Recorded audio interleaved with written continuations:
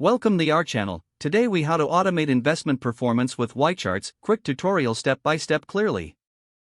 First, log in to your YCharts account. Navigate to the dashboard where you can view your performance data.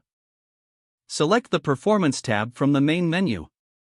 Click on Custom Reports to start creating a new report. Locate the Create New Report button and click on it. Choose the investment performance metrics you want to analyze. Drag and drop the selected metrics into your report template. Use the Filters option to customize the data displayed in your report. Select the specific investment assets you wish to include. Adjust the time frame for your investment performance analysis. Once you're satisfied with your selections, click on Save Report. To automate future updates, navigate to the Schedule settings. Here, choose how often you want the report to be generated. Set the desired frequency, such as daily, weekly, or monthly. You can also select the email recipients for the automated reports. Make sure to review all settings before finalizing the automation. Click Confirm to enable the report automation feature. Now, your investment performance report will be automatically updated and sent as per your schedule. You can revisit your reports anytime in the My Reports section. Explore additional customization options for more detailed insights.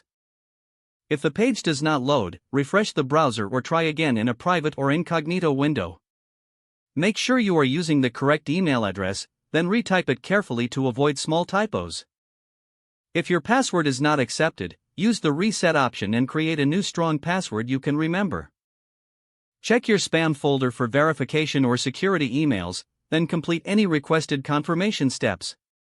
Enable two-factor authentication if available to improve account security and reduce unauthorized access risk. After signing in, review your profile details so your contact information and settings are accurate and current.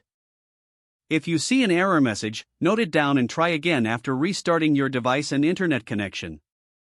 Log out when you finish, especially on shared devices, to keep your account and payment information secure.